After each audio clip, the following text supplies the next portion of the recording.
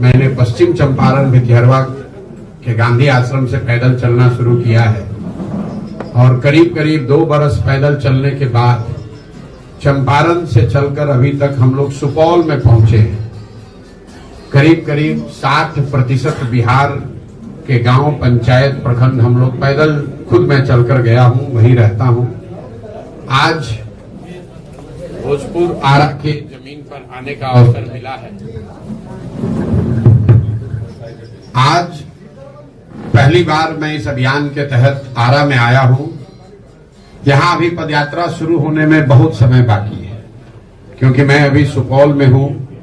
उसके बाद अररिया, किशनगंज, पूर्णिया, कटिहार होते हुए साउथ बिहार में आऊंगा और वो यात्रा शुरू होगी फिर बांका से, बांका, भागलपुर, जमुई, मुंगेर, नालंदा, शेखपुरा, लखीसराय होते हुए गया, औरंगाबाद। अभी यहाँ आने में समय लगेगा, लेकिन चूंकि इन इलाकों से भी जन स्वराज अभियान से बहुत बड़ी संख्या में लोग जुड़े हुए हैं, तो उनके आग्रह पर मैंने ये तय किया है कि 1-2 दिन यात्रा को रोककर बीच में आकर लोगों से मुलाकात करें। उसी के तहत आज हम लोग भोजपुर में आए हैं। आज और कल मैं भोजपुर और कैमूर में जन स्वराज से जुड़े हुए साथियों से मिलूंगा। जब यहाँ आए हैं तो स्वाभाविक है कि प्रेस के मित्रों से भी मुलाकात हो रही है।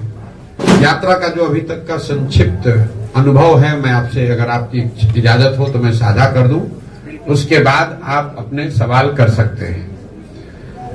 2 साल पैदल चलने के बाद करीब करीब 5300 गांव में हम लोग पैदल चल के खुद गए हैं। जो बिहार की सबसे बड़ी 3 समस्या दिख रही है। पहली समस्या है यहाँ बेरोजगारी और पलायन की। अब आप यहाँ पत्रकार होने के नाते ये कह सकते हैं कि बेरोजगारी और पलायन बिहार की बहुत बड़ी समस्या है, इसके लिए पदयात्रा करने की क्या जरूरत है? तो सबको मालूम है। पदयात्रा करने की जरूरत इसलिए है, जब हम लोगों ने 2 साल पदयात्रा की तो ये समझ में आया कि बेरोजगारी और पलायन सिर्फ यहाँ किसी एक वर्ग विशेष का, किसी जिले, किसी प्रखंड, किसी पंचायत की समस्या नहीं है। ये सर्वस्पर्शी समस्या है। समाज का कोई ऐसा वर्ग नहीं है जो इन दोनों समस्याओं से बचा हुआ हो। जैसे पलायन को लेकर हम लोग समझते हैं कि पलायन यहाँ के गरीब लोग करते हैं, ये गरीबों की समस्या है। यात्रा के 2 साल के अनुभव के बाद मैं आपको ये विश्वास के साथ बता सकता हूं कि बिहार का शायद ही कोई ऐसा परिवार है जो पलायन के दंश को नहीं झेल रहा है। फर्क बस इतना ही है कि गरीब घर का बच्चा मजदूरी करने के लिए पलायन कर रहा है और मध्यम वर्गीय और अच्छे घरों के सामान्य परिवार के बच्चे जो हैं वो पढ़ाई और नौकरी के लिए बाहर जा रहे हैं। लेकिन बाहर जा हर व्यक्ति रहा है। शायद ही कोई ऐसा गांव है जहां पर आपको 30-40% से ज्यादा नवयुवक गांव में मिलते हैं। गांव में जब हम लोग जाते हैं तो ज्यादातर गांव में महिलाएं मिलती हैं, बूढ़े लोग मिलते हैं, बच्चे मिलते हैं। जो बाढ़ प्रभावित प्रखंड हैं, पंचायत हैं, वहां पर तो 60-70% युवा बाहर चले गए। जो वहां बाढ़ नहीं आता है वहां से भी 40-50% युवा बाहर रह रहे हैं। पलायन का इतना प्रभाव है, इसका सामाजिक प्रभाव देखिए कि लोगों ने परिवार की जो परिकल्पना है लोगों के मन में, कहीं न कहीं वही टूट गई है। लोगों ने इस बात को जीवन की सच्चाई मान लिया है कि अगर हमारे घर में किसी को कमाई वाला काम करना है, कमाना है, तो उसको घर परिवार छोड़कर बाहर ही जाना है। लोगों ने ये मान लिया है कि अगर मेरा बच्चा अच्छा पढ़ने वाला है तो उसको बिहार के बाहर ही जाना है। लोगों ने ये मान लिया है कि अगर घर में कोई बीमार ज्यादा पड़ जाए तो दवा इलाज के लिए उसको बिहार के बाहर ही जाना है। गांव में शायद ही कोई ऐसा परिवार मिलता है जहां पति पत्नी, बाल बच्चे और माता पिता एक साथ रह रहे हैं। परिवार की परिकल्पना ही खत्म हो गई है। इसी तरह बेरोजगारी जो है, ये सिर्फ पढ़े लिखे या अनपढ़ों, गरीब अमीर, अगड़े पिछड़े की समस्या नहीं है। बेरोजगारी का हल ये है कि यहाँ जो लोग समृद्ध माने जा रहे हैं, जिनको 5-10 बीघा जमीन है, छोटा मोटा बिजनेस व्यापार है, वो लोग भी गांव में चलते समय हमारे पास आकर कहते हैं भैया 20,000 रुपया के लिए कुछ भी अपना जमीन बेचने को तैयार है। बेरोजगारी का ये आलम। तो बेरोजगारी और पलायन के बाद जो दूसरी सबसे बड़ी समस्या दिखी वो है शिक्षा व्यवस्था का बिहार में ध्वस्त हो जाना। हम लोग जैसे लोग बिहार के सरकारी विद्यालय से पढ़े, और बिहार में शिक्षा की व्यवस्था बहुत अच्छी कभी नहीं थी। लेकिन आज जो शिक्षा की व्यवस्था है इसमें और पहले वाले में फर्क ये है कि पहले हर जिले में, प्रखंड में एक दो विद्यालय सरकारी ऐसे जरूर थे जहां पढ़ लिख कर आप आगे बढ़ सकते थे। ये समता मूलक शिक्षा नीति बनाने के नाम पर पूरी शिक्षा व्यवस्था को ध्वस्त कर दिया गया। एक पंक्ति में अगर मैं बिहार की शिक्षा व्यवस्था को बोलूं तो यहाँ पर स्कूलों में खिचड़ी बंट रही है और कॉलेज से डिग्री बंट रहा है, पढ़ाई दोनों में कहीं नहीं हो रहा है। अब आप ये बताएंगे कि ये इतनी व्यवस्था खराब क्यों है? कुछ लोग बताते हैं कि खिचड़ी बंटने से ये स्थिति खराब हो गई। आप में से कई साथियों का ऐसा भी मानना है कि जो शिक्षक हैं, नियोजित शिक्षक, उनकी क्वालिटी, गुणवत्ता खराब होने से शिक्षण व्यवस्था खराब हो गई। इन दोनों बातों में पूरी सच्चाई नहीं है। अगर सिर्फ खिचड़ी बांटने से बिहार की व्यवस्था खराब हो जाती शिक्षा की, तो 6वीं कक्षा से आगे के विद्यालयों में तो खिचड़ी नहीं बंट रहा है, वहां पर पढ़ाई क्यों नहीं हो रहा है? जो लोग ये समझते हैं कि शिक्षकों की गुणवत्ता की वजह से बिहार की शिक्षा व्यवस्था खराब हो गई, आप मुझे बताइए कि पटना साइंस कॉलेज में, आरा जैन कॉलेज में, पटना कॉलेज में, वहां पर पढ़ाई क्यों नहीं हो रही? वहां पर तो नियोजित शिक्षक नहीं पढ़ा रहा है। कहीं ना कहीं इस समस्या की जड़ को अगर आप देखेंगे तो आपको पता चलेगा कि बिहार में शिक्षा व्यवस्था इसलिए खराब हो गई है कि यहाँ समाज और सरकार, मैं समाज को भी कह रहा हूं, सिर्फ सरकार नहीं, समाज और सरकार दोनों की प्राथमिकता में शिक्षा है ही नहीं। समाज के लिए भी शिक्षा और शिक्षण संस्थाएं सिर्फ और सिर्फ सरकारी लाभ और कुछ योजनाओं का बंटवारे का केंद्र है। गांव में अगर विद्यालय में खिचड़ी नहीं बटी तो अगर उसको साइकिल पोशाक का पैसा नहीं आया, घर के लोग जाकर हेडमास्टर से झगड़ा करते हैं कि भैया हमारा पोशाक का पैसा नहीं मिला, साइकिल का पैसा नहीं मिला। लेकिन उसी विद्यालय में गणित का क्लास अगर साल भर नहीं हुआ, शिक्षक है ही नहीं, तो कोई व्यक्ति जाकर नहीं पूछ रहा है कि हमारा बच्चा गणित कैसे पढ़ेगा, यहाँ तो गणित का टीचर ही नहीं है। इसी तरह से सरकार के लिए भी जो शिक्षण संस्थाएं हैं वो पढ़ाई छोड़कर बाकी सब काम करने का व्यवस्था है। कभी उनसे आप सफाई का काम करवा रहे हैं, कभी उससे इलेक्शन का रोल बनवा रहे हैं, कभी शराबबंदी का डाटा इकट्ठा करवा रहे हैं, कभी वहां से खिचड़ी बंटवा रहे हैं, सब काम कर रहे हैं, पढ़ा नहीं रहे। तो ये नीतीश कुमार की जो, लालू नीतीश की जो शिक्षा नीति रही है, इसकी वजह से बिहार में जो बचा खुचा था वो भी शिक्षा व्यवस्था पूरी तरीके से खत्म हो गई और इससे इतना बड़ा नुकसान हुआ है। मैं हमेशा कहता हूं कि नीतीश कुमार के 15, 17, 18 साल के राज को जब इसका इतिहास लिखा जाएगा तो उनके एक पढ़े लिखे व्यक्ति के नेतृत्व रहते हुए बिहार की शिक्षा व्यवस्था के ध्वस्त होने को उनके शासनकाल का सबसे बड़ा काला अध्याय बताया जाएगा। ऐसा इसलिए कि कल बिहार में एक अच्छी सरकार आ जाए, सड़क टूटी है, सड़क बन जाएगा, नहर में पानी नहीं है, नहर आ जाएगा, अधिकारी आज चोरी मनमानी कर रहे हैं, उसको रोका जा सकता है। लेकिन जो 2 पीढ़ियां इस ध्वस्त शिक्षा व्यवस्था से पढ़कर निकल गई, अब एक अच्छी सरकार आ भी जाए, अच्छी व्यवस्था बन भी जाए, तो भी उनका जीवन अब सुधरने वाला नहीं है। उनको पूरे जिंदगी शिक्षित समाज के पीछे ही चलना पड़ेगा। बेरोजगारी, पलायन और शिक्षा के बाद जो तीसरी सबसे बड़ी समस्या दिखी वो है किसानों की समस्या। बिहार का जो किसान है वो बदहाल है। हम लोग यहां से बैठकर पंजाब और हरियाणा के किसान की बात करते हैं। बिहार में जो खेती है ये कमाने का जरिया नहीं है। आप गांव देहात में सुनते होंगे, लोग कहता है कि भैया रोपनी करने आए हैं, कमाने के लिए लुधियाना जाएंगे। इस लाइन को ध्यान से सुनिए। लोग क्या कहते हैं कि हम रोपनी करने आए हैं, कटिया करने आए हैं, लेकिन कमाने के लिए लुधियाना जाएंगे, कोयम्बटूर जाएंगे। क्यों? क्योंकि उसको भी मालूम है कि खेती से कमाई नहीं है। यहाँ खेती खाने का जरिया है, कमाने का जरिया नहीं है। खेती की जो बदहाली है यहाँ, उसके 3 कारण है। पहला कारण है बिहार में भूमि सुधार का लागू न होना। बिहार में समाजवाद की राजनीति हुई है, सामाजिक न्याय का नारा लगा है, लेकिन आपकी जानकारी के लिए बता रहा हूं, यहां 75 वर्ष में बिहार देश के उन चंद राज्यों में है जहां भूमि सुधार को लेकर कोई काम नहीं किया गया।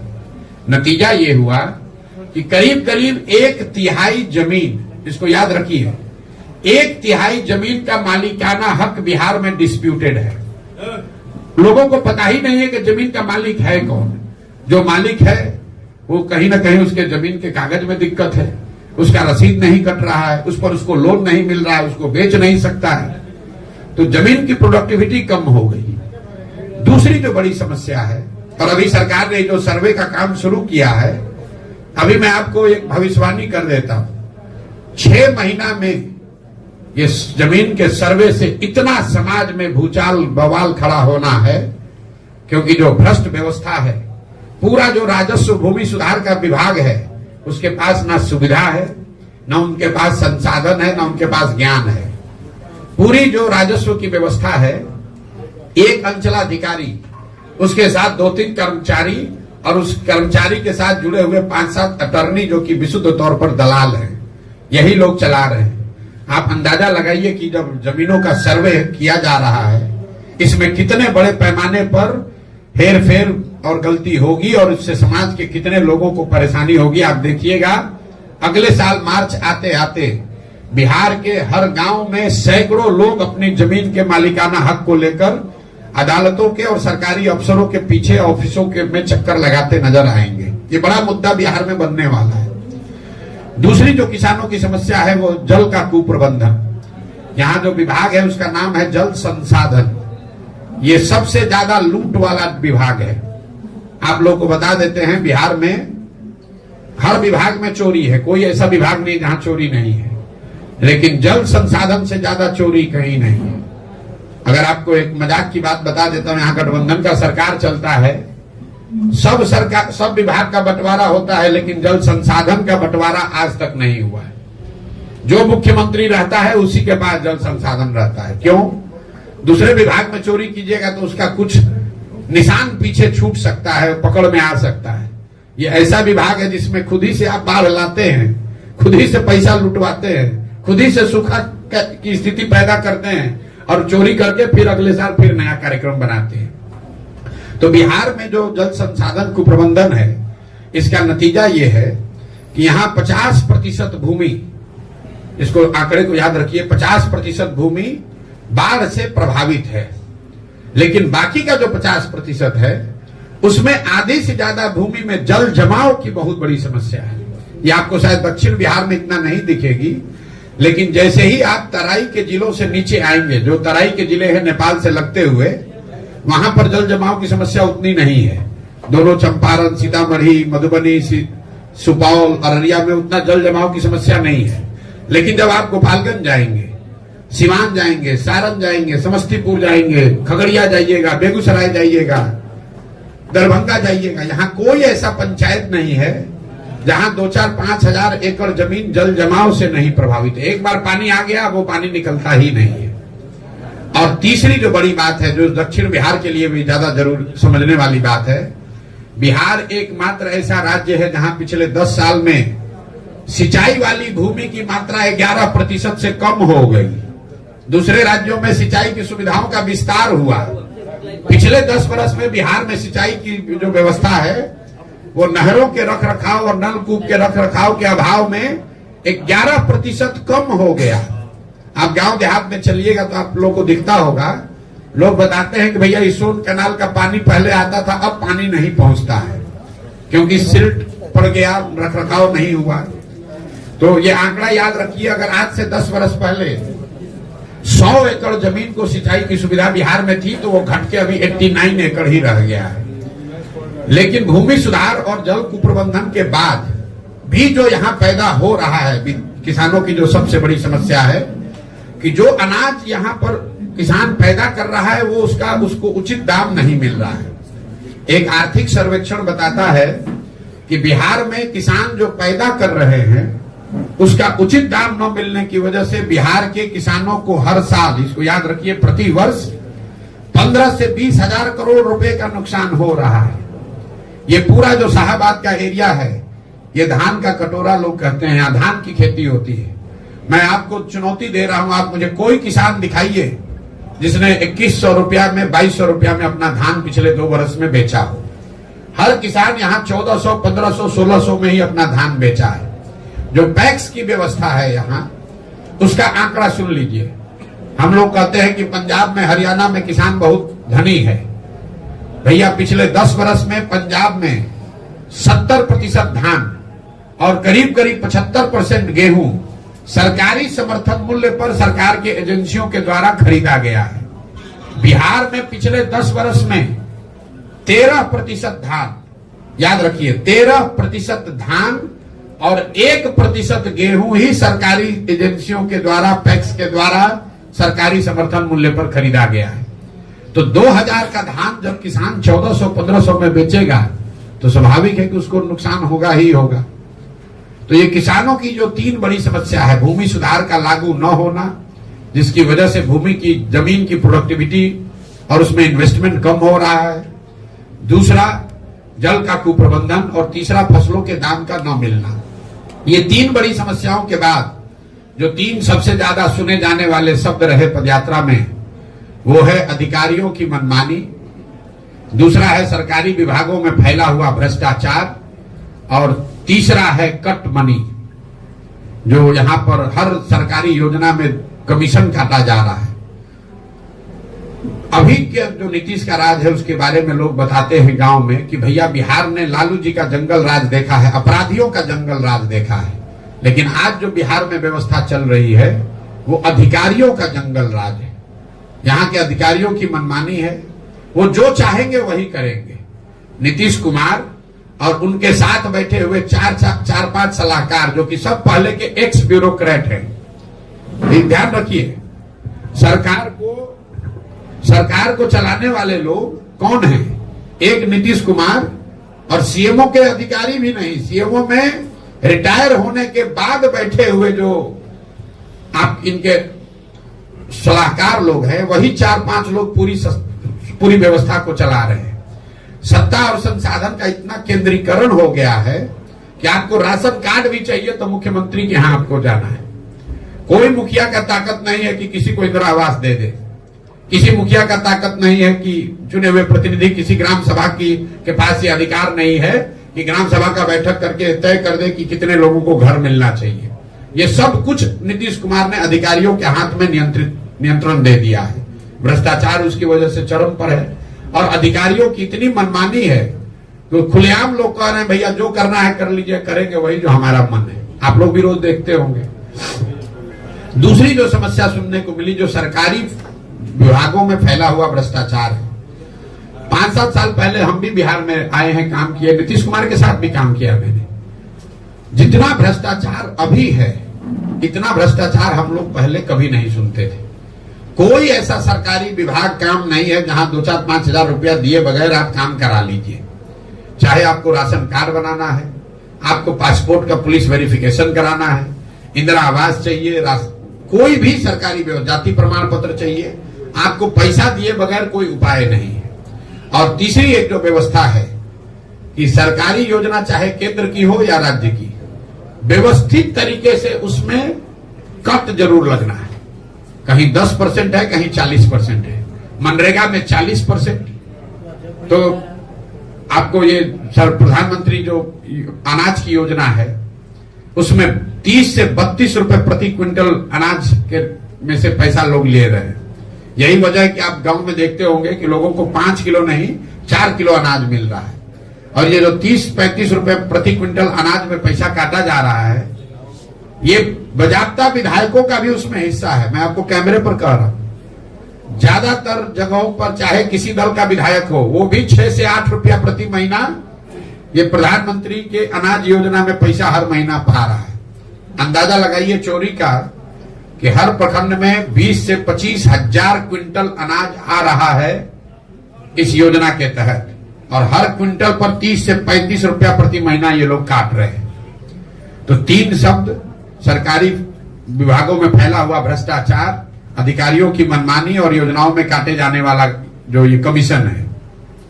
3 धंधे जहां पर यहाँ के युवाओं को मजबूरी में ही सही कुछ न कुछ काम करने को मिल रहा है, वो है अवैध बालू, अवैध शराब का कारोबार, और जो मैंने अभी बताया आपको अनाज का जो नया माफिया बिहार में खड़ा हुआ है। इसकी चर्चा ज्यादा नहीं हो रही। गांव में हम लोग को कोई ऐसा गांव नहीं मिलता है 5-10 युवा वहां शराब के अवैध कारोबार में न लगा हुआ। ये सरकार जितने शराब के बड़े माफिया हैं वो युवाओं का जीवन बर्बाद कर रहे हैं। उनको मोटरसाइकिल दे दिया, उनको कुछ पैसा दे दिया, बोतल यहां से उठाओ वहां करो, 2-4 हजार रुपया कमाओ। ये बच्चे शराब के अवैध कारोबार में युवा लग रहे हैं। उनके हाथ में कट्टा, मोटरसाइकिल आपको हर गांव में मिलेगा। दूसरा, हम लोग रोड पर चलते हैं, अगर 10 ट्रैक्टर ट्रॉली ट्रक मिलता है तो ये मान कर चलिए कि उसमें से 2-3 ट्रैक्टर ट्रॉली ऐसा ही होगा जिसमें अवैध बालू का कहीं ना कहीं आवागमन हो रहा है। बालू का यहाँ कारोबार इतना बढ़ गया है, इतना बड़े स्तर पर उसमें लूट हो रही है जिसका अंत नहीं है। और तीसरा जो मैंने आपको बताया अनाज का, जो अनाज से ये 30-35 रुपया प्रति महीना लिया जा रहा है, अफसर और जनप्रतिनिधि अनाज तो ले नहीं रहे। तो अनाज को पैसे में कन्वर्ट करना और फिर उसी अनाज को वापस उसी चैनल में भेजना, इसके लिए हर जिले में बाजाब्ता अनाज के माफिया हो गए जो करोड़ों रुपए में डील कर रहे हैं। हजारों टन अनाज को लेकर उससे पैसा कन्वर्ट करना, पैसे को अफसरों और जनप्रतिनिधियों तक पहुंचाना और फिर उसको उसी अनाज को वापस जनता के बीच में भेजना। तो ये 3 उद्योग है नीतीश कुमार ने जो व्यवस्था अभी बनाई है बिहार की। यही 3 उपाय है। अगर आपको रोजगार चाहिए तो या तो शराब का अवैध कारोबार कीजिए, बालू के अवैध खनन में शामिल हो जाइए, दोनों में काम नहीं चल रहा है तो अनाज वाला माफिया से जुड़ जाइए। कुल मिला जुलाकर जो हम लोग का अभी तक का अनुभव है कि बिहार में 2/3 से ज्यादा लोग, चाहे वो जदयू के समर्थक हैं, राजद के समर्थक हैं, भाजपा के वोटर हैं, 2/3 से ज्यादा लोग एक ही शब्द कह रहे हैं, बदलाव। उनको बदलाव चाहिए, परिवर्तन चाहिए। लोग त्रस्त हो चुके हैं। ये जरूरी नहीं है कि 2/3 से ज्यादा लोग जनसुराज को माने, लेकिन बिहार में बदलाव होना चाहिए। इसको लेकर करीब करीब पूरे समाज में एक तरह से यूनानिमिटी है। 2/3 से ज्यादा लोग विचारधारा, धर्म, वर्ग, जाति से ऊपर उठकर ये मानते हैं कि बिहार में बदलाव चाहिए, नई व्यवस्था चाहिए, नया विकल्प चाहिए। और 2 अक्टूबर को जनसुराज लोगों के साथ मिलकर बिहार के 1 करोड़ लोग, जो हम लोगों ने संकल्प लिया है, 1 करोड़ लोग मिलकर जो नया दल, नई व्यवस्था बना रहे हैं, ये हम लोगों का मानना है कि वो बिहार में नया विकल्प बनेगा, जनता का विकल्प बनेगा। और अगले 10 वर्ष में बिहार को देश के 10 अग्रणी राज्यों में शामिल करने के लिए सही लोग, एक सही प्रोग्राम, एक विजन और सही प्रयास करने के लिए एक जो शुरुआत की गई है, इसका फायदा आने वाले समय में बिहार के लोगों को मिलेगा। बहुत बहुत धन्यवाद। और आपका जो सवाल है वो आप कर लीजिए। पहले आप पॉलिटिकल पार्टीज के लिए स्ट्रेटजी बनाते थे, आपने बिहार की समस्याएं गिनाई, आपके मन में वो सारे सॉल्यूशंस भी होंगे जो शायद आप पॉलिटिकली इन्वॉल्व होने के बाद बिहार में जब आप शासन में आएंगे या फिर आपके विधायक जीतेंगे तो आप उस चीज को इम्प्लीमेंट करेंगे। भाई ऐसा है कि मैं ऐसे उन लोगों में से नहीं हूं जो मानता है कि सब कुछ हम ही को पता है। अगर हम ही को सब पता होता तो हमको गांव गांव पैदल चलने की जरूरत क्या थी। आप में से कई लोगों को लग रहा है कि पहले जो मैं काम करता था और अब मैं जो काम कर रहा हूं इसमें फर्क है। मैं आपको बता रहा हूं दोनों में कोई फर्क नहीं है। फर्क बस इतना है कि पहले मैं दल और नेताओं को बताता था कि आप अपने दल का संगठन बेहतर कैसे बनाइए, किन मुद्दों पर चुनाव लड़िए, कौन से मुद्दे जनता के पास लेकर जाइए, किसको टिकट दीजिए, चुनाव का प्रबंधन कैसे कीजिए, प्रचार कैसे कीजिए, सोशल मीडिया कैसे चलाइए ताकि आप चुनाव जीतिएगा। काम तो हम आज भी वही कर रहे हैं। फर्क बस इतना है कि पहले दल और नेता के लिए करते थे, अब बिहार की जनता के लिए कर रहे हैं। बिहार की जनता को गांव गांव जाकर बता रहे हैं कि भाई तुम्हारे पास पैसा नहीं है तो कोई बात नहीं है, तुम्हारे पास बाहुबल नहीं है, जाति नहीं है तो कोई बात नहीं है, लेकिन बिहार में अगर नया विकल्प बनाना है, नई व्यवस्था बनाना है तो तुम आओ, साथ में जुड़ो और तुमको ये दल बनाने में, नया विकल्प खड़ा करने में, चुनाव लड़ने में जो मदद चाहिए वो जनसुराज के माध्यम से प्रशांत किशोर देंगे। वही काम कर रहे हैं। सर, आपके ओपोनेंट लगातार फंडिंग को लेकर सवाल खड़े कर रहे हैं कि प्रशांत किशोर ने आखिर पैसा कहाँ कमा लिया, कितने सारे लोगों को। अब पहले भाई ऐसा है कि अपोनेंट से पहले पूछ लीजिए कि अभी तक तो ये कह रहा था कि प्रशांत किशोर इतने बड़े बिजनेसमैन हैं कि बड़े बड़े नेताओं को सलाह देते हैं और सैकड़ों करोड़ रुपया कमाते हैं। तो अगर वो बात ठीक है तब तो हमारे पास पैसे की कमी होनी ही नहीं चाहिए। हम तो 1-2 को नहीं 10 गो राज्य में सरकार बनवाए हैं, तो हमको पैसे की क्या कमी है। और अगर वो बात सही नहीं है तो पहले मानो कि पहले झूठ बोल रहे थे। हम आपको बता रहे हैं, जिस दिन से पदयात्रा कर रहे हैं उस दिन से बता रहे हैं कि पैसा कहां से आ रहा है। पैसा उन जगहों से आ रहा है, उन लोगों से के पास से आ रहा है जिन लोगों को पिछले 10 वर्ष में प्रशांत किशोर ने कंधा लगाया है, उनकी मदद की है, उनको जिताने में मदद किया है, उनकी सरकारें बनवाई हैं। पैसा उनसे आ रहा है। पैसा सरस्वती से आ रहा है। हम लोग क्या कहते हैं, जिसके पास सरस्वती जहां है वहां लक्ष्मी की कोई कमी हो नहीं सकती है। पैसा प्रशांत किशोर के बुद्धि से आ रहा है। प्रशांत किशोर अपनी बुद्धि को गिरवी रख रहे हैं। प्रशांत किशोर ये जाकर कह रहे हैं कि हम तुमको हर तरह का सलाह देंगे, जो जरूरत पड़ेगी सलाह देंगे, तुम हमारी पैसे से मदद करो। क्यों करो? हमको अपार्टमेंट नहीं बनाना है, हमको यहाँ मॉल नहीं खोलना है, हमको बेनामी संपत्ति नहीं बनाना है।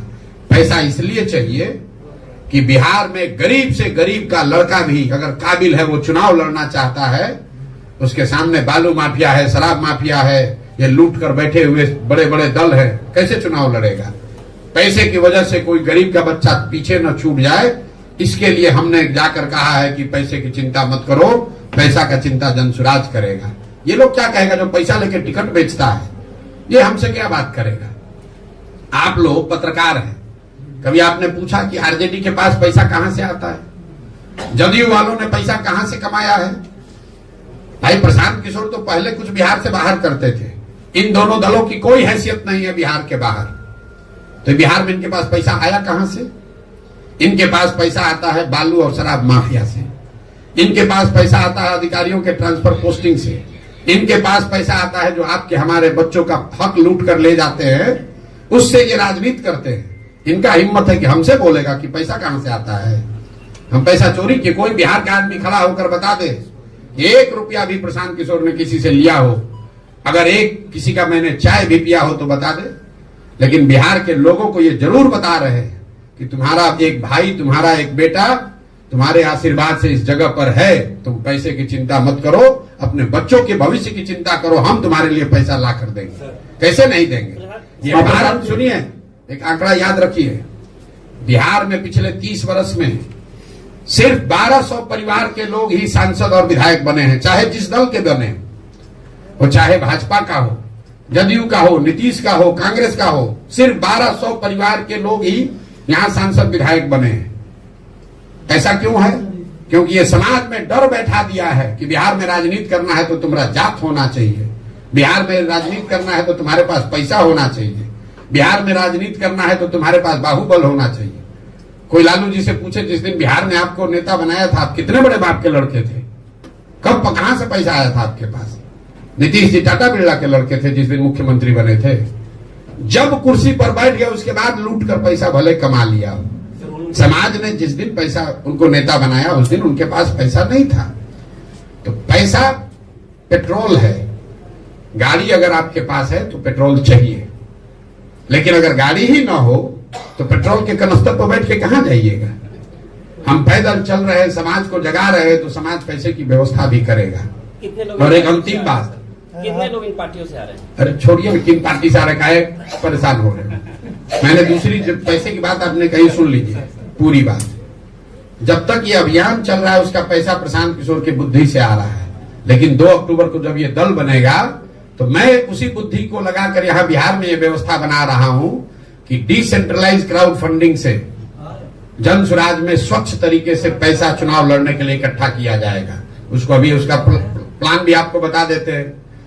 जन सुराज का लक्ष्य है कि 2 तारीख को जब दल बने तो बिहार के 2 करोड़ लोगों से, याद रखिए 13 करोड़ लोग रहते हैं बिहार में, 2 करोड़ लोगों से 100-100 रुपया लिया जाएगा। मैं ये व्यवस्था बना रहा हूं बैंकों के जरिए।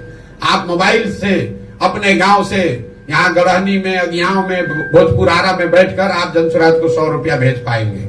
अगर 2 करोड़ लोग 100-100 रुपया दे दिए तो जनसुराज के पास कितना पैसा हुआ? 200 करोड़। और 200 करोड़ रुपया चुनाव लड़ने के लिए काफी नहीं है। और 100 रुपया अगर आपको कोई ये विश्वास दिला दे कि 100 रुपया साल का देने से आपको राशन कार्ड के लिए 2000 रुपया नहीं देना पड़ेगा, 100 रुपया देने से बालू शराब माफिया खत्म हो जाएगा, 100 रुपया देने से आपको इंदिरा आवास में 30,000 रुपया नहीं देना पड़ेगा, आपके बच्चों के लिए पढ़ाई बेहतर हो सकती है, तो कौन आदमी 100 रुपया नहीं देगा? आप बताइए। वो व्यवस्था जनसुराज बना रहा है। इन लोगों को क्या पता चलेगा?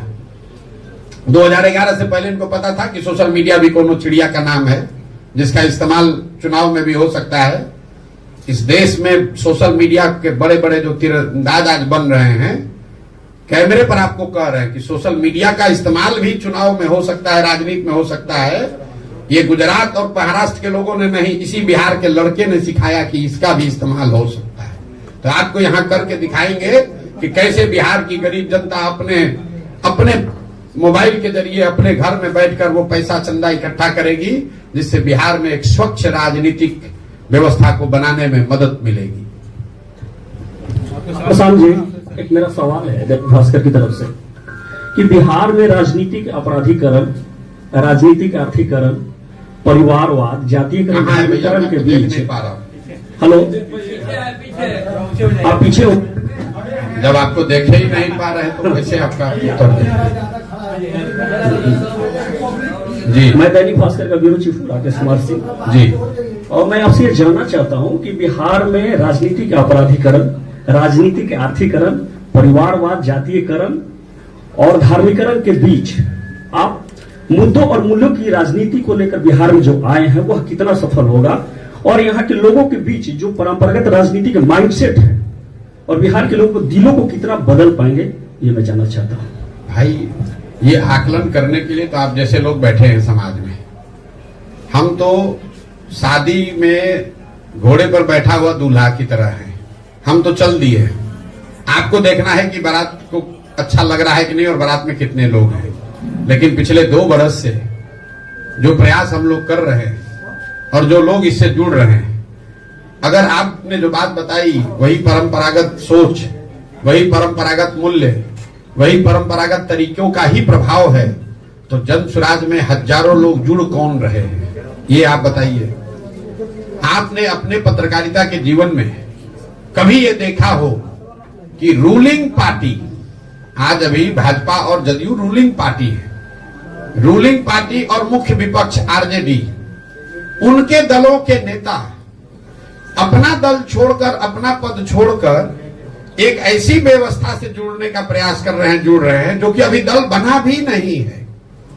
ये इस सोच की ताकत है। अभी दल बना नहीं है और तीनों चारों दल जो कि परंपरागत राजनीतिक के ध्वजवाहक हैं, उनके यहां खलबली है, जो आपको भी दिख रही है। चिट्ठी जनसुराज ने नहीं निकाला है कि जनसुराज के लोग आरजेडी में मत जाओ, चिट्ठी आरजेडी ने निकाली है लालू जी के राजनीतिक और सैद्धांतिक मूल्यों का हवाला देकर कि मेरे भाई प्लीज छोड़कर मत जाओ, जनसुराज में मत जाओ। फोन जदयू और भाजपा के लोग अपने कार्यकर्ताओं को रोकने के लिए कर रहे हैं, जनसुराज वाले नहीं कर रहे हैं। सप्लीमेंट क्वेश्चन है, पूरा प्रश्न है कि गठबंधन की राजनीति देश और बिहार में है और नए नेतृत्व को पनपने नहीं दे रहा है। सत्ता आज मतलब सत्ता और विरोध यहाँ है ही नहीं। इस गठबंधन की राजनीति का क्या काट आपके पास हो सकता है? बिल्कुल काट बना दिया है। आपने बनाया 3 दल का गठबंधन, किसी ने बनाया 5 दल का गठबंधन, हमने बनाया बिहार के 1 करोड़ लोगों का गठबंधन। दल नहीं बनाया, दल तो अभी बना कहां है। फिर मैं आपको चुनौती दे रहा हूं, बिहार नहीं देश के इतिहास में कभी अगर ऐसा हुआ हो कि दल बनाने से पहले 1 करोड़ लोग मिलकर दल बना रहे हो, ऐसा अगर आपके पास प्रमाण हो तो हमको दिखाइए। दल बनाने से पहले कोई 3 बरस पैदल चला हो, आप मुझे बताइए। यहां दल कैसे बनता है? जिसको दल बनाना है दल बना दिया, कहा भैया हम हो गए अब इसके नेता और इसके बाद होंगे हमारे बेटा। आज जितना बिहार का जनता है तुम झंडा लेके ढो। यहां दल बनाने के लिए 3 बरस 2 बरस से हम पैदल चल रहे हैं, 1-1.5 बरस अभी और चलेंगे।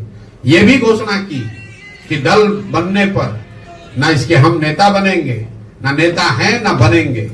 2 अक्टूबर को आप देखिएगा, यही बिहार की जनता जिसको आप बता रहे हैं कि जातियों में बटा है, अपराधीकरण है, बाहुबल है, जिसको समझ नहीं है, जो अनपढ़ है, जो 500 रुपए पर बिक जाता है, यही बिहार की जनता मिलकर एक साथ बैठकर बिहार के सबसे काबिल 20-25 लोगों का नेतृत्व चुनकर देगी।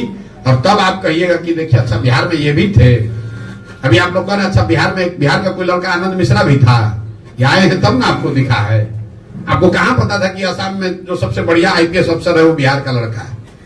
ऐसे लोगों को गांव गांव से, जैसे हम रोज करते हैं, जैसे दही को मथ के आप मक्खन निकालते हैं, दही में मक्खन है, आपको दिखता नहीं है, लेकिन उसी दही को आप मथ देते हैं तो उससे बढ़िया सफेद मक्खन निकलता है। तो बिहार का समाज भी उस जमे हुए दही के जैसा हो है, जिसमें मक्खन है, जिसमें अच्छे लोग हैं।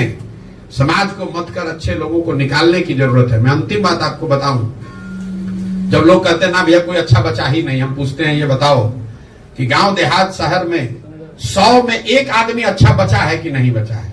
तो कहता ना 100 में एगो दुगो तो अच्छा है ये है। तो अगर 100 में 1 आदमी भी अच्छा बिहार में बचा है तो 15 लाख लोग हुए। हमको तो बिहार सुधारने के लिए 10,000 लोग चाहिए, बिहार सुधारने के लिए 100-150 अच्छा विधायक चाहिए, बिहार सुधारने के लिए 5,000 10,000 बढ़िया मुखिया सरपंच चाहिए। अगर 100 में 1 आदमी भी समाज में अच्छा बचा है तो बिल्कुल इसको किया जा सकता है। प्रसाद जी, एक सवाल है, जिस तरीके से आप अभी रणनीति बना करके एक नया संगठन बनाने जा रहे हैं, इसी तरीके से दिल्ली में एक समय अरविंद केजरीवाल भी मिलता जुलता आपसे रणनीति बना करके नेता बने और आज उन पर कई एलिगेशन लग रहे हैं, जेल जा रहे हैं, उनके कई मंत्री। आप पत्रकारिता करते हैं तो सवाल पूछने से पहले थोड़ा बहुत तो अध्ययन करके पूछना ही चाहिए। अरविंद, मैं कम से कम 2 वर्ष में 50 जगहों पर मैंने ये बताया है कि प्रशांत किशोर का आंदोलनों में कोई यकीन नहीं है। आम आदमी पार्टी आंदोलन से निकली हुई पार्टी है, अन्ना के आंदोलन से। प्रशांत किशोर का आंदोलन में कोई यकीन ही नहीं है। इसलिए नहीं कि अन्ना के आंदोलन में क्या हुआ कि जेपी के आंदोलन में क्या हुआ। मानव सभ्यता के इतिहास को दुनिया में आप पढ़िएगा तो आपको पता चलेगा कि आज तक फ्रांस की क्रांति को, आंदोलन को अगर अपवाद के तौर पर हटा दिया जाए तो दुनिया में किसी भी आंदोलन से समाज के सृजन का काम नहीं हुआ है। आंदोलन जो है, इसको समझिए, आंदोलन जो है वो तेज हथियार है जिससे आप बड़े से बड़े वृक्ष को काट सकते हैं। उस हथियार से आप बड़े से बड़े नेता को हरा सकते हैं, सल्तनत को सत्ता से हटा सकते हैं, सल्तनत को उखाड़ सकते हैं, उससे नए समाज का सृजन नहीं कर सकते। यहाँ बिहार में जेपी का आंदोलन हुआ, उससे तब की सरकार, दिल्ली की सरकार, इंदिरा गांधी को हटा दिया गया, लेकिन उससे देश और बिहार में नए समाज का सृजन नहीं हुआ। जन सुराज में हमने कोई आज तक धरना प्रदर्शन नहीं किया, बिहार बंद का कॉल नहीं किया, किसी को गाली गलौज नहीं करा, किसी अधिकारी के कार्यालय पर जाकर धरने पर नहीं बैठे, ये भी नहीं कहा कि वोट किसको दो, किसी नेता के खिलाफ भी कुछ नहीं बोला। सिर्फ इतना जाकर बोले कि तुमने भैया जिस चीज के लिए आज तक वोट दिया वो तुमको मिला, तुमने एक ही चीज के लिए जीवन में वोट नहीं दिया, वो है अपने बच्चों के पढ़ाई और रोजगार की बात। तुमने वोट दिया मंदिर के लिए, तो तुम्हारे वोट से ही मंदिर भले अयोध्या में बना है, तुम्हारा वोट का ताकत है कि मंदिर वहां बना है। तुमने वोट दिया 5 किलो अनाज के लिए, तो कितना भी भ्रष्टाचार है 4 किलो अनाज मिल रहा है। तुमने लालू जी को वोट दिया गरीबों को, पिछड़ों को आवाज के लिए, तो लालू जी का चाहे जितना जंगल राज हो, उसमें और कुछ हो चाहे नहीं, गरीब और पिछड़ों को, वंचितों को आवाज मिल गई। नीतीश को आपने वोट दिया बिजली के लिए, तो नीतीश के राज में कितना भी बिहार में बदहाली हो, बिजली घर घर आ गई। लोकतंत्र की इस ताकत को समझिए, वोट की इस ताकत को समझिए। आपका पूरा दिमाग इसमें लगता है कि वोट किसको दें। जन सुराज ये कह रहा है कि इसका कोई महत्व ही नहीं है कि वोट किसको दें, महत्व इस बात का है कि वोट किस बात के लिए दें। तो हम लोग ये कह रहे हैं कि वोट जिसको देना है दो। 2 बरस के मेरे वक्तव्यों में आप कहीं दिखा दीजिए कि हमने लोगों को कहा हो कि वोट जनसुराज को दो। हम ये कह रहे हैं कि वोट जिसको देना है दो, लेकिन वोट अपने बच्चों के लिए दो, अपने बच्चों के पढ़ाई परवरिश और उनके रोजगार के लिए दो, मंदिर के लिए नहीं, नाली गली के लिए नहीं, नेता के बच्चे के लिए नहीं, अपने बच्चों के लिए वोट दो। यही बात बता रहे हैं। तो इसमें आम आदमी पार्टी से इसमें क्या कंपैरिजन है? आम आदमी मिलता जुलता, आपका चेहरा भी हमसे मिलता जुलता है। तृणमूल भी बना होगा तो उससे भी कुछ मिलता जुलता आपको दिखेगा। डीएम के भी कभी बना होगा द्रविड़ियन आंदोलन से, तो भी आपको कुछ मिलता जुलता दिखेगा। मिलता जुलता क्या होता है भाई? वो एक आंदोलन से निकली हुई पार्टी है जहां कुछ लोगों ने ये कहा कि हम वो जानते हैं कि ये कानून लाने से भ्रष्टाचार रुकेगा। हम कह रहे हैं भैया हमको कुछ नहीं पता, हम बिल्कुल उसका उलट बता रहे हैं और आपको उसको मिलता जुलता दिख रहा है। हम कह रहे हैं हमको कुछ पता ही नहीं है। अगर 1 नहीं 10 प्रशांत किशोर आएंगे तो भी बिहार नहीं सुधरेगा। रोज कहते हैं बिहार तब सुधरेगा जब बिहार के लोग सुधरेंगे। 500 रुपया लेकर वोट दीजिएगा तो मुखिया आपका चोर नहीं होगा तो हरिश्चंद्र होगा। और रोज जाकर कैमरे पर कहते हैं। प्रशांत जी, मैं मुकेश सिंह जयतेश कनादेश से ये जानना चाह रहा था कि 2 अक्टूबर गठन के बाद 2025 के चुनाव में जनसुराज आ रही है, किसको अपना प्रतिद्वंदी मानती है और क्या मानक होना चाहिए कैंडिडेट्स के लिए? 2025 में जनसुराज 243 सीटों पर चुनाव लड़ेगी, 242 नहीं, याद रखिए 243 सीटों पर जनसुराज चुनाव लड़ेगी। जो लोग चुनाव लड़ेंगे उसमें 2/3 से ज्यादा लोग ऐसे होंगे जो पहले से ना राजनीति में हैं या ना राजनीति में कभी चुनाव लड़े हैं। नए लोग आपको दिखेंगे, वो समाज से मत कर निकाले गए लोग होंगे। उनका चुनाव की जो प्रक्रिया है वो पूरी हमने समाज में जारी की है। आपने अमेरिका में अभी प्रेसिडेंट का चुनाव हो रहा है, आपने कभी ये पढ़ा सुना कि अमेरिका में प्रेसिडेंट का टिकट कौन देता है? अमेरिका में डोनाल्ड ट्रंप रिपब्लिकन पार्टी के कैंडिडेट होंगे, टिकट कौन दिया? ये टिकट देने की एक प्रक्रिया है, कोई व्यक्ति नहीं देता है। वहां पर जिसको भी रिपब्लिकन पार्टी का उम्मीदवार होना है, डेमोक्रेटिक पार्टी का उम्मीदवार होना है, वो अपना एप्लीकेशन देता है, वो खड़ा होता है और समाज के सामने अपना प्रोग्राम बताता है कि हम रिपब्लिकन पार्टी के उम्मीदवार के तौर पर हमारा समर्थन कीजिए, हम अगर उम्मीदवार बनेंगे तो हम ऐसे डेमोक्रेटिक पार्टी को हराएंगे और ऐसे अमेरिका को आगे बढ़ाएंगे। ये व्यवस्था जनसुराज बिहार में लागू करेगी। किसके साथ चुनाव होगा? आ रहे हैं किसके साथ होगा। अब बहुत तुरंत 2020 का जमाना है, आप लोग को तुरंत आंसर चाहिए। अभी पूछा कैंडिडेट का मानक क्या होगा, मानक सुनने से पहले किसके साथ चुनाव होगा, वो जब तक बताएंगे नहीं तब बताइए कि अभी कैबिनेट में कौन आएगा। तो जनसुराज भी हर विधानसभा क्षेत्र से 5 से 7 ऐसे लोगों का नाम दिसंबर से पहले जारी करेगा जिसको हम संभावित उम्मीदवार के तौर पर देखते हैं, ताकि क्षेत्र की जनता 1 बरस तक उस शख्स के साथ काम करके, देखकर, सुनकर, परखकर और हर 3 महीना पर उसका रिपोर्ट कार्ड जारी करेंगे कि ये जो 7 हैं इसमें क्षेत्र की जनता, आगियाओं की जनता, बड़हरा की जनता बता रही है कि ये आदमी सबसे अच्छा उम्मीदवार है। और 1 बरस के इस प्रयास के बाद जो नंबर 1 पर आया, जिसको क्षेत्र की जनता ने चुना, वही जनसुराज का उम्मीदवार हो गया। तो ये चुनाव की प्रक्रिया है। आपने पूछा चुनाव लड़ाई किससे होगी? लड़ाई स्वाभाविक है एनडीए से होगी। इसलिए होगी एनडीए से कि अभी अगर लोकसभा का चुनाव का नतीजा देखिए तो करीब 176 विधानसभा क्षेत्र में एनडीए आगे है। तो हम लोग की लड़ाई सीधे तौर पर एनडीए से होगी। आरजेडी यहाँ 3रे नंबर का दल होगा। पूर्ण सवाल है, आपने कल कहा है कि 40 जन स्वराज गठबंधन भी करेगी आने वाले समय में। 243 पद जनसुराज लड़ेगा तो गठबंधन करेंगे, 500 सीट उसके आगे बढ़ा रहे हैं विधानसभा में। नहीं, मतलब गठबंधन में लड़ेगी या अकेले लड़ेगी? जब बोला कि जनसुराज 243 लड़ेगा तो गठबंधन और जनसुराज में अगला चुनाव होगा, आप देखते जाइए। लेकिन सर एक नेशनल पॉलिटिक्स को लेकर सवाल है। भोजपुर में आई बनी, भोजपुर में आई बनी पे लड़ा जाता है और बिहार में पॉलिटिक्स अलग होता है सर, समीकरण अलग होता है। मेरे भाई ऐसा है, यहाँ एनडीए के उम्मीदवार, एनडीए के मुख्यमंत्री नीतीश कुमार हैं और उनके सहयोगी दल हैं भाजपा, ठीक है। बिहार में पिछले 30 वर्षों से लालू नीतीश का राज है और बिहार की बर्बादी के लिए लालू नीतीश जिम्मेवार हैं। लेकिन उनसे बड़ा दोषी भी कांग्रेस और भाजपा है। क्यों है, इसको ध्यान समझिए। लालू जी चाहे बिहार के जितने बड़े नेता हों, अपने जीवन में सिर्फ एक ही बार बिहार अपने दम पर जीत कर आए। बाकी सारे समय बिहार को चलाने, लूटने का जो उन्होंने काम किया वो कांग्रेस की बैसाखी से किया। कांग्रेस ने वो बैसाखी लालू जी को दी कि बिहार की जनता से जनमत नहीं होने के बाद भी लालू जी 15 वर्ष तक यहाँ राज कर पाए, कांग्रेस की मदद से। कांग्रेस ने ऐसा क्यों किया? क्योंकि उनको दिल्ली में 10, 15, 20 सांसदों का लालच था।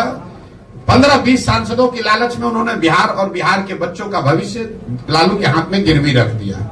यही काम आज भाजपा कर रही है। नीतीश बाबू आज तक जीवन में बिहार में कभी जीते ही नहीं है। इस विधानसभा में उनको 42 विधायक है, लेकिन मुख्यमंत्री हैं कैसे हैं? क्योंकि पीछे से भाजपा वाला अपना बैसाखी दिए हुए है। तो एनडीए से लड़ाई इसलिए है कि चेहरा नीतीश कुमार हैं और दोनों बैसाखी दिया है भाजपा वाला। तो ये लोग और क्यों नीतीश को आगे किया है? 12-15 सांसदों के लालच में। क्या भाजपा को नहीं पता है कि बिहार देश का सबसे गरीब और पिछड़ा राज्य है? मोदी जी जिस विकास की बात कर रहे हैं, उनको ये नहीं पता है कि बिहार में क्या हो रहा है। उनको सब पता है। मनमोहन सिंह को भी पता था, लेकिन उनको ये भी पता है कि 12-15 को सांसद चाहिए तो बिहार मरता हो मरे, बिहार के बच्चे पलायन करते हो करे, हमको 15 को सांसद बिहार से आता रहे, बिहार का जो होना है हो। इसलिए यहाँ के दोषी लालू और नीतीश हैं, लेकिन गुनाहगार कांग्रेस और भाजपा है। और लोगों के पूछे थे वालों की ना स्पेशल पैकेज को लेकर कोई स्टांस नहीं है। ये लोगों को, बिहार की जनता को भ्रम फैलाने वाले बात लोग हैं। आप कह रहे हैं कि स्पेशल पैकेज है। स्पेशल पैकेज का मतलब क्या है? आपको केंद्र सरकार की योजनाओं में जो केंद्र का कंट्रीब्यूशन है वो 60 के बजाय बढ़ के 80 या 90 हो जाएगा। कुछ जो इंडस्ट्री यहां लगेगी उसमें कुछ रियायत मिल जाएगी। आपको बता रहा हूं आंकड़ा, ये आप लोग तो कुछ पढ़ते देखते हैं नहीं। पिछले फाइनेंशियल ईयर में बिहार सरकार ने 51,000 करोड़ रुपया सरेंडर किया है, अपना पैसा, जो पैसा हम लोग को मिल सकता था। 51,000 करोड़ रुपया बिहार सरकार ने सरेंडर किया है, क्योंकि यहाँ पर इतने काहिल अफसर और सरकार है कि जो पैसा मिल रहा है उसका भी इस्तेमाल नहीं कर रहा है, और जो पैसा आया उसमें 30% 40% चोरी कर रहा है, भ्रष्टाचार कर रहा है। तो ज्यादा पैसा आ जाएगा तो ज्यादा चोरी करेगा, उससे कैसे सुधार हो जाएगा? भाई, आप बिहार की शिक्षा व्यवस्था पर 50,000 करोड़ रुपया खर्च कर रहे हैं और 50 गरीब का बच्चा भी नहीं पढ़ रहा है। अगर 50,000 करोड़ के बजाय 70,000 करोड़ मिलने लगेगा तो क्या उससे बिहार की व्यवस्था सुधर जाएगी? भाई, आप अपना घर नहीं सुधारिएगा, अपनी पात्रता नहीं सुधारिएगा तो कितना भी कोई पानी डालेगा तो बाल्टी अगर आपका चू रहा है तो कितना भी पानी डालेगा उसमें पानी टिकने वाला है। और इनको विशेष राज्य का दर्जा का ध्यान कब आता है? जब चुनाव आता है। भाई, अभी तो एनडीए की सरकार यहां पर भी है और केंद्र में भी। काहे नहीं विशेष राज्य का दर्जा दे रहे हो? काहे नाटक कर रहे हो? छोड़िए विशेष राज्य का दर्जा का बात। हमने कहा कि सबको मालूम है कि अभी केंद्र में जो सरकार है वो नीतीश के समर्थन से के बगैर नहीं चल सकती है, माइनॉरिटी है। आपने कहीं सुना कि नीतीश कुमार ने यह कहा कि भाई बिहार में बंद चीनी मिलों को आप चालू कीजिए, हम लोग आपको केंद्र में समर्थन देंगे? नीतीश कुमार को फुर्सत है? वो जाकर वहां दिल्ली बतिया रहा है कि हमारा मिनिस्टर कौन बनेगा, हमको सीट कैगो मिलेगा, 25 के बाद हमारी क्षमता नहीं है लेकिन 25 के बाद मुख्यमंत्री हमको खाली घोषित कर दो, हम तुमको समर्थन देंगे। आपने कहीं ये सुना कि नीतीश कुमार ने कहा हो कि चीनी मिल चालू होगा बिहार में तब हम समर्थन देंगे? आपको क्या लगता है, अगर केंद्र की सरकार को यह कह दिया जाए कि बिहार के सांसद आपको तब समर्थन करेंगे जब केंद्र यहाँ के चीनी मिल चालू हो, तो चीनी मिल चालू होगा कि नहीं होगा? होगा कि नहीं होगा? आप बता दीजिए। अगर न भी हो, कम से कम कल एक टास्क फोर्स बनेगा, कल उस पर विवेचना शुरू होगी, कल चर्चा शुरू होगी कि चीनी मिल कैसे चालू किया जाए। विशेष राज्य का दर्जा नहीं मिल रहा है, चीनी मिल चालू कराने के लिए कंडीशन काहे नहीं रखे? क्यों नहीं रखे? यहां पर तो आपको अपनी कुर्सी प्यारी है, आपको फुर्सत कहां है बिहार के लोगों के बारे में सोचने का? बिहार का आदमी तो जाति के नाम पर आपको वोट दिए देगा, आपका है ये बंधुआ मजदूर। प्रशांत जी, एक सवाल है। अभी तेजस्वी यादव 10 तारीख से यात्रा पे निकल रहे हैं, इसको आप कैसे देखें? कैसे देखें? आप बताइए, आप बताइए, वैसे देख लें। ये हम तेजस्वी यादव दम हो तो किसी एक विधानसभा क्षेत्र में पैदल चल के दिखा दे। यात्रा पर क्या निकलेंगे? 25 गाड़ी आगे 25 गाड़ी पीछे, एयर कंडीशन बस में बैठ के खाने का 2-4 को फोटो जारी करेंगे, 2 मुरेठा बांधेंगे, 4 लोगों को गाली गलौज करेंगे, कहानी खत्म। फिर लोगों को भरमाएंगे कि हम सरकारी नौकरी दे देंगे। देखिए ये लोगों को कैसे मूर्ख बनाते हैं ये लोग। कहता है 10 लाख लोगों को नौकरी दे देंगे। नीतीश कुमार खड़ा हुआ गांधी मैदान में, आदमी कहता है कि हम 20 लाख नौकरी दे देंगे। यह आंकड़ा याद रखिए, बिहार में चपरासी से लेकर मुख्य सचिव तक 75 वर्ष में जितने लोगों को सरकारी नौकरी अभी मिली हुई है, टोटल संख्या है 23 लाख। 23 लाख लोग ही बिहार में सरकारी नौकरी करते हैं। ये बेवकूफ बनाने वाले नेता कह रहे हैं कि हम 10 लाख 1 साल में दे देंगे।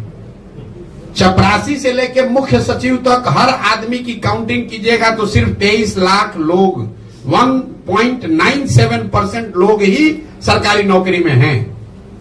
और कहता है हम सरकारी नौकरी देकर बिहार को सुधार देंगे। अगर मान भी लिया जाए कि दे देगा तो 98% आदमी को तो नौकरी से कोई लेना ही देना नहीं, ना है ना होगा। तो उसकी यात्रा को क्या देखें?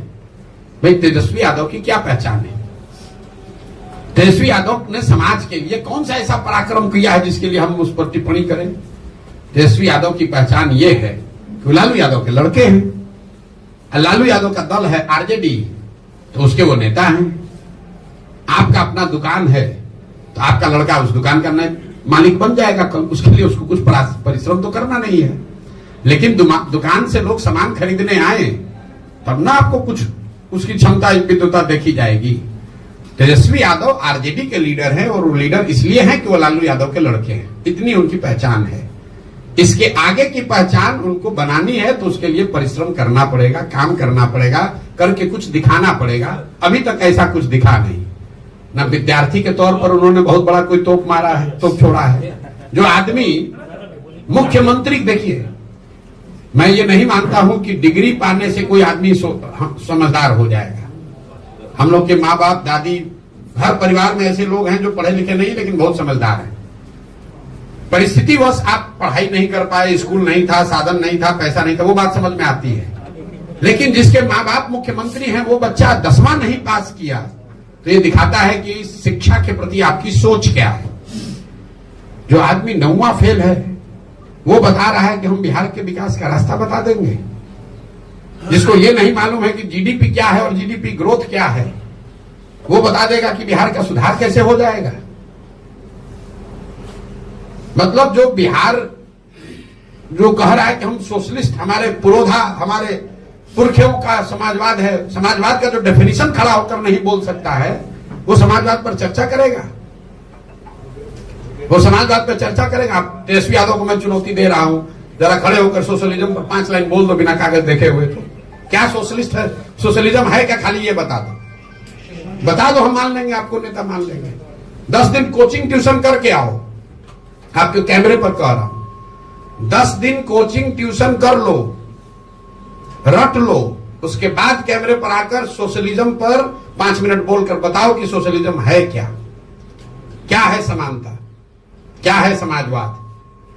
इतना हल्का मत कीजिए। ये बिहार में पिछले 30 वर्ष में जो शर्ट के ऊपर गंजी पहन ले उसी को आप लोगों ने नेता बना दिया।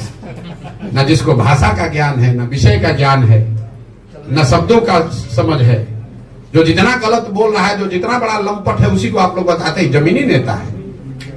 इसीलिए ये दुर्दशा हुई है। ये ज्ञान की भूमि रही है, यहां भगवान को आकर ज्ञान मिला है। बुद्ध महावीर जहां पैदा हुए हैं वहां पर अनपढ़ और लंपटों को हम लोगों ने नेता मानकर और अपने आप को गौरवान्वित फील कर रहे हैं। और ऐसा मान लिया है कि समाज में कोई पढ़ा लिखा बचा ही नहीं है। नीतीश कुमार एक इंजीनियर हो गया तो लोग बता रहा है कि इससे बड़ा कोई पढ़ा लिखा है ही नहीं। अरे भाई, बिहार के हर गांव में नीतीश कुमार से ज्यादा पढ़ा लिखा और समझदार व्यक्ति है। जरूरत है कि उन बच्चों को ढूंढ कर निकाला जाए, उनको मौका दिया जाए। इनका कोई बपौती है, यही रहेंगे। 2025 के चुनाव में कितने % महिलाओं को जनसुराज उतारने वाली है चुनावी मैदान में? जातीय जनगणना के हम पक्ष में हैं। जाति जनगणना होनी चाहिए। कोई भी गणना सर्वे जो सरकार कराना चाहे जिससे कि समाज के अलग अलग वर्गों की जानकारी, स्थिति के बारे में जानकारी मिले, वो होना चाहिए। लेकिन जाति जनगणना हो जाने से सबकी स्थिति अगर सुधर जाती तो कोई ये पूछ नहीं रहा है कि भाई आजादी के बाद से अनुसूचित जाति जनजाति SC ST समाज की तो गणना हो रही है, फिर उसकी स्थिति क्यों नहीं सुधरी? बिहार में आपने जाति जनगणना करा लिया, आपने घोषित किया कि हर परिवार को 2 लाख रुपया देंगे। जरा बताइए किस किस परिवार को 2 लाख रुपया मिला है भैया? भाई, महागठबंधन की सरकार में नीतीश कुमार ने कहा ना जातिगत जनगणना हो गया, तो 30 वर्ष से जिन पिछड़ों को बेवकूफ बनाकर उनके नाम की इन्होंने राजनीति की, उन्हीं के सर्वे ने बताया कि उसके आर्थिक, सामाजिक, शैक्षणिक स्थिति में कोई सुधार नहीं हुआ। इन लोगों ने उसके बाद कहा कि हर परिवार को 2 लाख रुपया देंगे। ये बात पत्रकार भी भूल गए। कोई नहीं पूछ रहा भाई वो 2 लाख रुपया का क्या हुआ, वो 2 लाख रुपया कब दोगे? जल्दी दो, जल्दी दो 2 लाख रुपया प्रति परिवार। जैसे तेजस्वी यादव ने कह दिया 10 लाख नौकरी दे देंगे, वैसे नीतीश कुमार ने कह दिया हर परिवार को 2 लाख रुपया दे देंगे। कहां से दे दोगे भाई? सैलरी का तुमको पैसा नहीं है, केंद्र सरकार से भीख मांग रहे हो, तब तुम्हारा सरकार चल रहा है। ऐसी दुर्दशा आपने बिहार की बना दी है। और आप 2 लाख रुपया दे दीजिएगा हर परिवार को, कैसे दे दीजिएगा? और अगर दे सकते हैं तो दे दीजिए, हम लोग आपका करेंगे, आपका सम्मान करेंगे अगर आप ये कर दीजिएगा तो। जातिगत जनगणना होना चाहिए, लेकिन उससे देश के राज्य के विकास की सारी कुंजी है वो, ऐसा बात नहीं है। ये तो ऐसे हुआ कि आप कहिए कि हम लाइब्रेरी में जाएंगे और जाकर बस आइंस्टीन बन जाएंगे। अरे भाई, लाइब्रेरी में किताब है, वो किताब होने से आप आइंस्टीन थोड़े ना हो जाइएगा। किताब को पढ़िएगा, पढ़कर कुछ कीजिएगा तब ना कुछ समझदारी होगी। राहुल गांधी का आपने नाम लिया, तो राहुल गांधी की पार्टी की सरकार रही है करीब करीब 50-55 साल। ये ज्ञान उनको आज हुआ है कि जातिगत जनगणना से ही देश का विकास होगा। अगर ये ज्ञान उनको पहले था तो पहले ही कर देते, हम लोग सबका कल्याण हो गया होता। और मान लीजिए कि आज उनको ज्ञान हुआ, ये भी बात हो सकती है भाई आज उनको पता चला, आदमी हर रोज सीखता है। तो अगर आज ज्ञान हुआ है तो छोड़िए देश का बात, कर्नाटक में, तेलंगाना में, हिमाचल में 3 जगह कांग्रेस की सरकार है। वहां पर तुरंत जातिगत जनगणना कराना चाहिए और कराकर कर्नाटक, तेलंगाना और हिमाचल की गरीबी को दूर कर देना चाहिए। पूरा देश नतमस्तक होकर राहुल गांधी को मान लेगा कि ये भगवान के भेजे हुए नए दूत हैं। इनके पास वो कुंजी है, वो तरीका है कि भाई जातिगत जनगणना होगा, गरीबी खत्म हो जाएगा खटाखट। कल आपने कहा था कि 40 सीटों पर मुस्लिम कैंडिडेट उतारिएगा। अगर 40 सीटों पर आरजेडी अगर कैंडिडेट उतारती है मुस्लिम, तो आप क्या करेंगे? मेरे भाई, मैंने कोई मुसलमानों के नजरिए से नहीं कहा है। जो जन स्वराज का फॉर्मूला है, जन स्वराज सिर्फ काबिल आदमी को चुनाव लड़ाएगा। हमारे लिए काबिलियत पैमाना है, लेकिन हर समाज में चुनाव तो 243 आदमी लड़ेगा और बिहार में काबिल तो लाखों लोग हैं। तो उसमें से किस समाज के कितने काबिल लोगों को लिया जाए, उसके लिए यह फॉर्मूला बनाया गया कि जिस समाज के लोगों की जितनी संख्या है उसको उतनी भागीदारी, उस समाज के उतने काबिल लोगों को भागीदारी मिल जाएगी। उस हिसाब से मुसलमानों की आबादी अगर 18% है तो करीब करीब 40 सीट पर काबिल मुसलमान आदमी लड़ना चाहिए।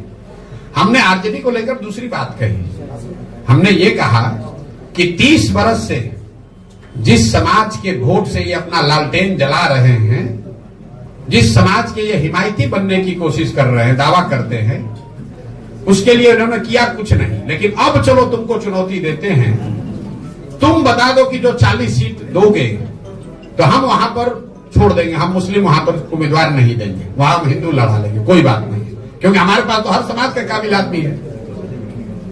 लेकिन इनका दम नहीं है। हमने कहा अगर वो चुनौती स्वीकार कर ले तो पहले देकर दिखाएं। भैया, जहां सबसे ज्यादा मुसलमान होता है वहां जाकर खुद चुनाव लड़ते हैं ये लोग। इनके भाई जहां चुनाव लड़े थे, जरा जाकर देखिए कि उस क्षेत्र में कितने मुसलमान, जो जितना बड़ा नेता है आरजेडी का, वो खोजता है कि यहां मुसलमान कितना है ताकि हमको मुफ्त का वोट मिल जाए। इसलिए ये चुनौती दी है और अगर चुनौती स्वीकार करेंगे तो हम मान भी लेंगे। कटिहार एक जिला है, आपने सुना होगा, कटिहार में 47% मुसलमान है। वहां आरजेडी ने एक भी मुसलमान को टिकट कभी नहीं दिया है। ये तो मुसलमानों को बेवकूफ बनाते हैं। जहां मुसलमानों की आबादी है वहां पर उसको टिकट नहीं देंगे, जहां मुसलमानों की आबादी नहीं होगी वहां टिकट दे देगा, हार जाएगा, और जहां मुसलमानों की आबादी होगी वहां खुद चुनाव लड़ते हैं। आरक्षण को लेकर जैसे लोग जुड़े सर आरक्षण को लेकर प्रशांत किशोर का क्या सोच है? आरक्षण को लेकर प्रशांत किशोर की सोच ये है कि जो संवैधानिक व्यवस्था आरक्षण को लेकर बाबा साहब अम्बेडकर के संविधान में है वो बनी रहनी चाहिए। कुछ लोगों का ये कहना है कि संविधान में तो इसका प्रोविजन 10-20 साल के लिए किया गया था, इसको इतना लंबा क्यों चलाया जा रहा है? तो संविधान में ये व्यवस्था 10-20 साल के लिए इसलिए की गई थी कि जब 10-20 साल में समाज के वो वर्ग सामान्य वर्गों के बराबर आ जाएंगे, लेकिन वो किसी वजह से नहीं आए। तो आरक्षण की व्यवस्था तब तक चलनी चाहिए जब तक जिन वर्गों को आरक्षण का लाभ मिल रहा है वो सामान्य वर्गों के बराबर आर्थिक, सामाजिक, शैक्षणिक नजरिए से उनके बराबर ना हो जाए। मान लीजिए कि गरीबी हटाओ कार्यक्रम शुरू किया गया 1980 में, तो अगर गरीबी 5 वर्ष में 10 वर्ष में नहीं हटी तो क्या गरीबी हटाने का कार्यक्रम बंद कर दिया जाएगा? आपको रोग है, आपको डॉक्टर ने दवा दी कि आप 2 महीना खाइए ठीक हो जाइएगा, लेकिन अगर 2 महीना में रोग ठीक नहीं होगा तो दवा खाना छोड़ दीजिएगा, तब तो गड़बड़ हो जाएगा ना। तो आरक्षण की व्यवस्था जो संविधान में है वो बनी रहनी चाहिए, तब तक बनी रहनी चाहिए जब तक जिन वर्गों को इसका लाभ मिल रहा है उनकी सामाजिक, राजनीतिक, शैक्षणिक स्थिति सामान्य वर्गों के बराबर न हो जाए। एक आखिरी सवाल